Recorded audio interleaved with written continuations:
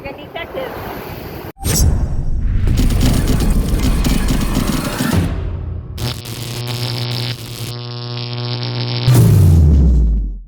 Welcome to another episode of Airgun Detectives. I'm JC, your host, and guess what? Today we're going to take the mystery out of Stoeger's first ever PCP, the XM1, and this is the S4 suppressor, and this is in the Realtree finish. But before we get started with that, do me a favor, if you hadn't already, go ahead and hit that subscribe button down there in the corner. In addition to that, like to be notified of new videos, hit the little bell. Love your feedback. Thumbs up are always great. Don't forget, I hooked you guys up with these firearm guards.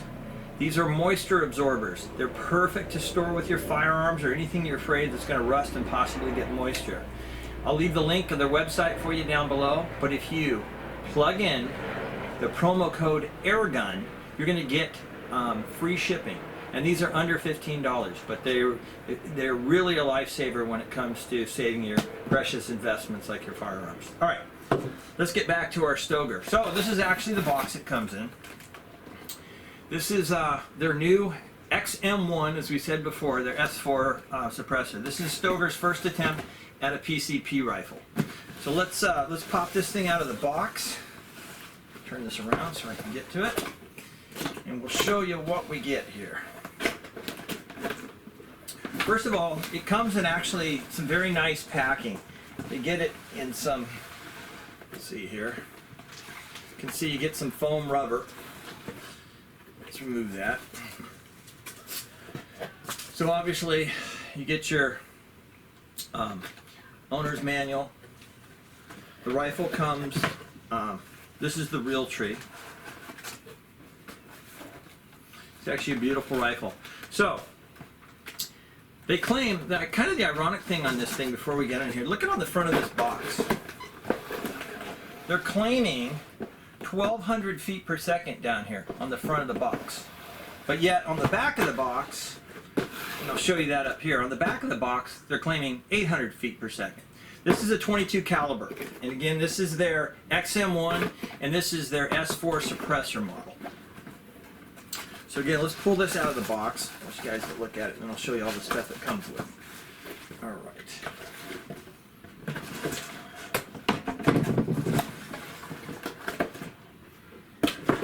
Set you guys up so you can see it here.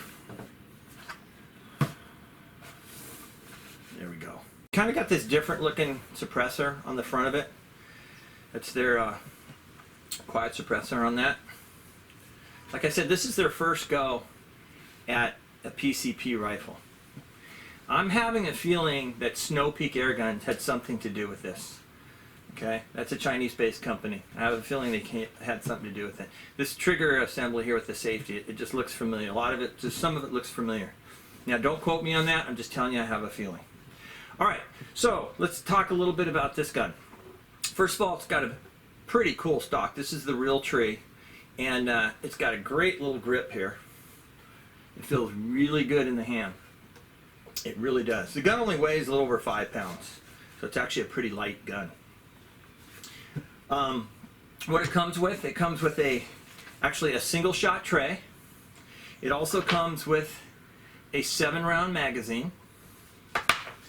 It comes with rails for the sides.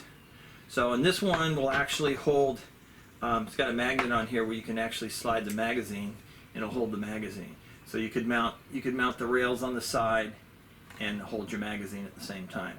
So if you want to put a split bipod on, which I sell on my website by the way, you could use that. It also comes with a rear sight, so you can mount it up here and have your rear sight for you. It comes, this is kind of interesting, kind of go, comes with a whole package of O-rings. So you ask yourself, how often are we going to need these? But there's a huge package of O-rings. It comes with a replacement, different size hand grip. See this? So you could actually change this hand grip out if you want. So it's pretty accommodating. I love the customization of it. It also has a higher cheek piece if you'd like to put a higher cheek piece on it. You just replace that couple of screws, the thing pops right on there. In addition to that, you get a simple 4x32 scope. It's just a basic 4x32 scope. No adjustable objective. It looks like it's got a 50-50 reticle on it, just a basic reticle. Nothing special there. All right, so the overall rifle is about roughly about 39 inches long, roughly in that area. As we said, it's a pre-charged pneumatic, and I'm going to guess, I haven't seen anywhere, but it looks like about a 100cc tank to me. And you fill it to 200 bar, which is 2,900 psi. They're claiming you can get 50 shots per fill out of it. And I'm a little questionable on that. Also, they're not really clear, but I believe this is regulated, but I'm going to test it for you and we'll know if it's regulated or not. This also comes with a 5-year warranty, which is kind of nice. But like I said, it's a 7-shot magazine. It's the basic. Pop it in there. This is our single shot tray right here. See that? This is kind of typical. It's got the little magnet on it here. So what happens is it slides in just like this. There you go. Here's your 7-round magazine. But we're going to test this thing. We're going to test it out. We're going to see how well it performs. Then we're going to come back and talk about it. These run for about $250 right now. Not many people have them, but they're about $250. So let's take it out, test it, and then come back and talk about it. So stay tuned for the next segment. All right, let's test out our Stoeger XM1 for some velocity. We'll go ahead and shoot. We'll shoot 6 shots over the crony. We'll average that out. See what we got here. Also, we're going to add the little decibel reader too. Some of you were asking for a decibel reader so we can see whether the gun's backyard friendly or not. Normally I just have A or B. It is or it's not, but we're going to incorporate the decibel reader for you. So we're going to just shoot some 14.3 grain Crossman, just the Premier hollow points. Let's see how well we do. All right, shot number 1. That's 843. Shot number 2. 834. Shot number 3. 837. Shot number 4. 835. Shot number 5. 837. And one more. 837 again. So there's your average feet per second, your standard deviation. So let's move on to the next segment. Hey, first of all, I'd like to just thank Splatterburst for supplying us with these targets. I'll go ahead and leave a link down there below, but these have made it a lot more easier for everybody to see what exactly we're hitting at our distance. All right, let's test our XM1, a little bit of accuracy. Off camera, I tried a couple different pellets. The Crossman Premiers didn't group at all with that. Not even close. So the best I found was the JSB, the 18.13 grain. And we're going to do our best with that. I'm just going to shoot 5 shots. We'll see how well it groups. All right? Okay.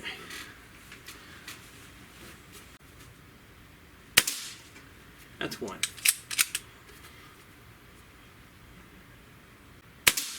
That's 2.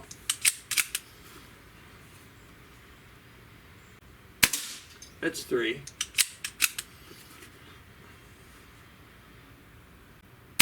4.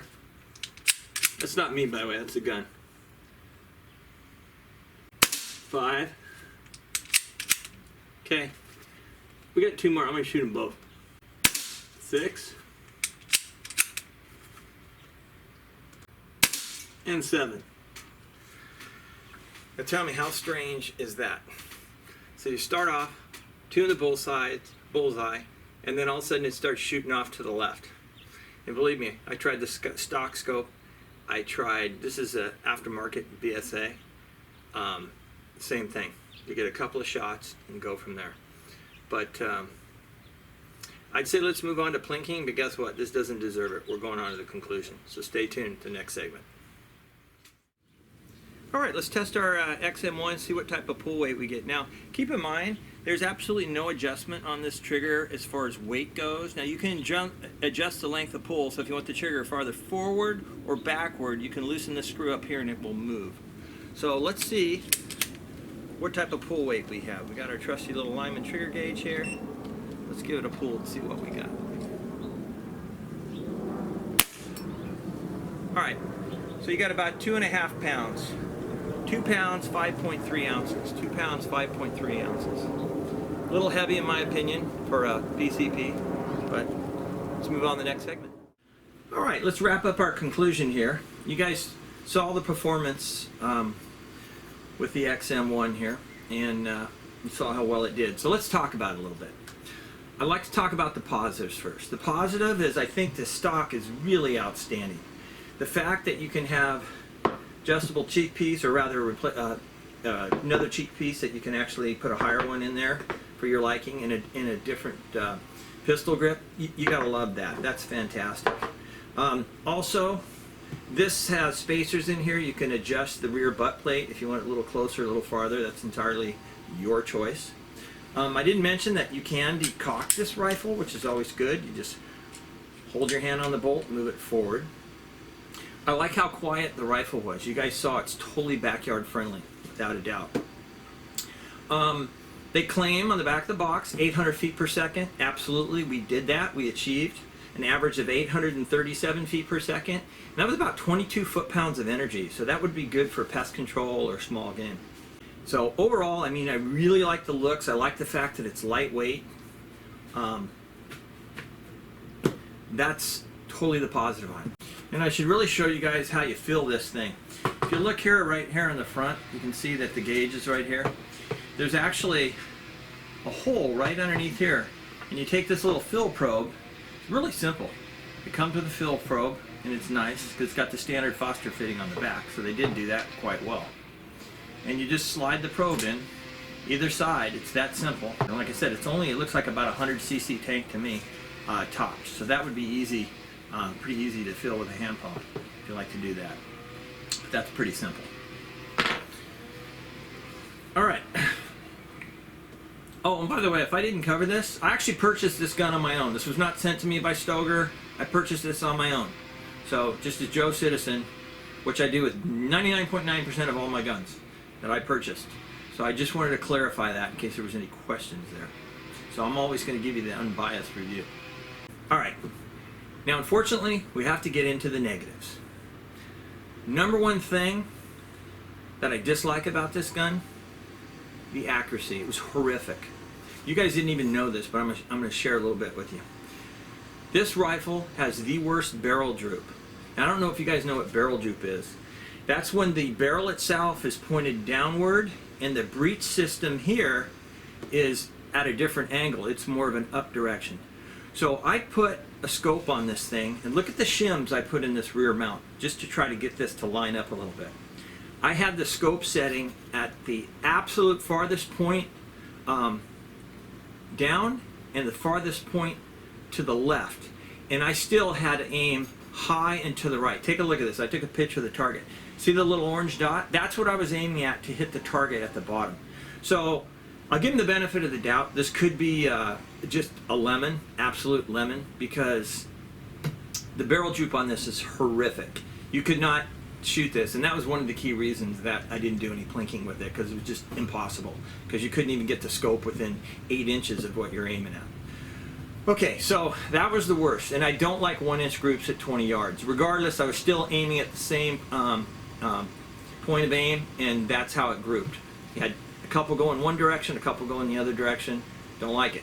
I would expect a little bit more out of it. I don't like how small this tank is. It's a 100cc tank. Remember they claimed that you were going to get 50 shots?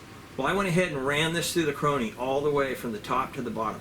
So at a full fill at 2,900 PSI, you're going to get 2 magazines out of this. 2 magazines of consistent shot. So I have a feeling that this is regulated right around 2,000 PSI. So you got about a 900 PSI drop in there. And I'm just guessing at it because I don't have any documentation to support it. However, I ran from the first shot all the way down to the 14th shot. It stayed in the 800s right there. And then after the 14th shot, so I'm going to say you get about 2 good magazines out of it. Well, let's just cover it at that. 2 good magazines. But then it dropped off drastically. So you're really going to get 2 magazines out of this. And what do you expect? Look how small this tank is. Like I said, it's maybe a 100cc tank. So the claim 50 shots, not going to happen. If you want your last 20 shots to be lobbed and continue to drop the feet per second, but they're not going to be usable shots. So you're going to have 2 good magazines of usable shots. I don't like the scope. The scope is pointless. you would have something with maybe a little bit of a adjustable objective, which would be nice. That would be much better. As I said before, some of this looks familiar. If you look at the specifications on the Diana Storm Rider, very similar. 100cc tank, roughly same feet per second, the whole thing. So again, I have no confirmation on it, but I have a feeling that somehow the manufacturer there had something to do with the design on this. But again, I told you I do love the stock. So this is Stoeger's first attempt at a PCP rifle. And honestly, there's a lot of room for improvement. I didn't even talk about the trigger. The trigger on this is a PCP rifle. It is absolutely non-adjustable as far as trigger weight goes. The only thing you can do, and I talked about this during the trigger test, is adjust the length of pull. In other words, you can slide the trigger blade forward or you can slide it backward or whatever comfort level. It's not a horrible trigger, but it's about 2.5 pounds. And I would think for a PCP rifle, you should be able to get it closer to that 1 pound mark. And that would be really simple. All you do is put a lighter spring in this thing. Those are pretty much the negatives. The disappointment too is the shots, but then again, they're claiming 50. I don't know where they're coming out with 50 when you only have a 100cc tank. So how am I going to rate this rifle? Honestly, this is their first attempt, but this specific rifle, I can't give it more than 2.5 stars. However, I'm going to give Stoeger the benefit of the doubt. If this is a bad lemon gun, Stoeger, you got an opportunity, send me another gun, let me review it, and we'll go ahead and test that one. But the one that I got here, like I said, the worst barrel droop you could ask for. And even though it had the barrel droop, the accuracy still wasn't there. So anyway, I'm going to leave it at we're going to leave it at the 2.5 stars. Again, I appreciate you guys subscribing. If you hadn't, go ahead and hit the subscribe button down there in the corner. If you'd like to be notified of new videos, don't forget to hit the little bell right there. And thumbs up. Always like your guys' feedback. I would appreciate it. In addition to that, don't forget to check out my website at www.airgundetectives.com. It's where I sell the bipods. I got Gamma trigger screws, got some cool t-shirts, and I have some newer t-shirts that are coming out soon.